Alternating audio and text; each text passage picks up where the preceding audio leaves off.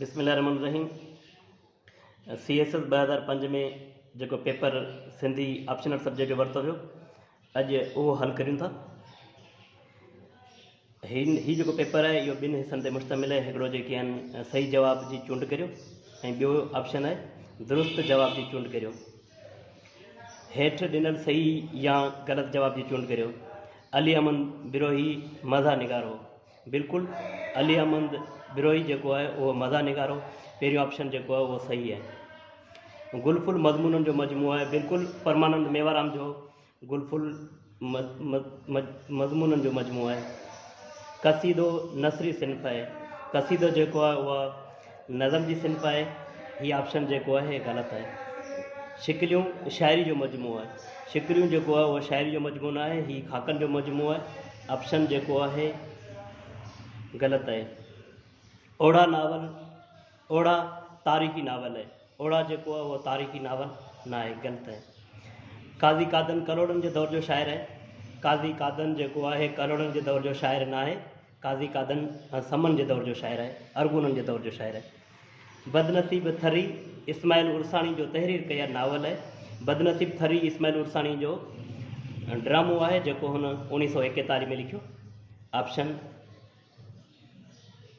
जो है वो सही है। छाकाणि हिते जो नावल ॾिनल है माना ही गलत ॾिनल है, तो ये जो है सही ॾिनल है। अबियात सिंधी में मखदूम हाशिम जो कलाम ॾिनल है। अबियात सिंधी जो किताब है यो मियाँ मोहम्मद रज़ा लिखियो, शाह करीम जी मलफूज़ात ॾिनल है, यो जवाब जो है वो गलत है।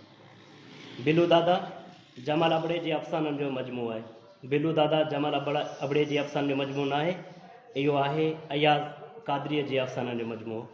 कतो बिन सिटन मिसरन ते मुश्तमिल है, बिल्कुल जवाब सही है।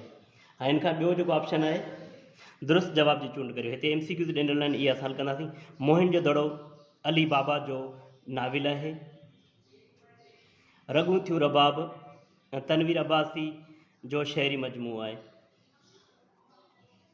डॉक्टर गुलाम अली अलाना लिसानियात जो माहिर है।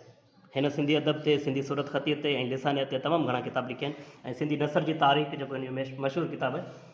सचल सरमद जो असल नालो अब्दुल वहाब है। शाह अब्दुल लतीफ़ भेटाई जे रिसाले जो पहिरियों सुर कल्याण है। सांगड़ नावल है, ही जो है समाजी नावल ना है, जासूसी ना है। सांगड़ नावल तारीख़ी नावल है जो मोहम्मद ओस्मान इपलाई लिखो।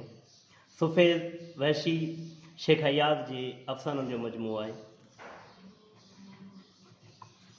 खलीफ़ो गुल मोहम्मद शायर है, खलीफ़ो गुल मोहम्मद गुल जो है वो गज़ल जो शायर है। मौजूदा सूरत ख़ती सन ईस्वी में जुड़ी रास्ती, मौजूदा सूरत ख़ती सन 1853 में जुड़ी रास्ती। हिते जेकॾहिं तारीख़ ॾिनल हुजे त पोइ उहा 13 जुलाई 1873 है। मकालातुल हिकमत जो मजमू है, मकालातुल हिकमत जो है मिर्ज़ा कली बेग जो मज़मूनन जो मजमू है। उम्मीद त ही सवाल तव्हांजी रहनुमाई कंदा।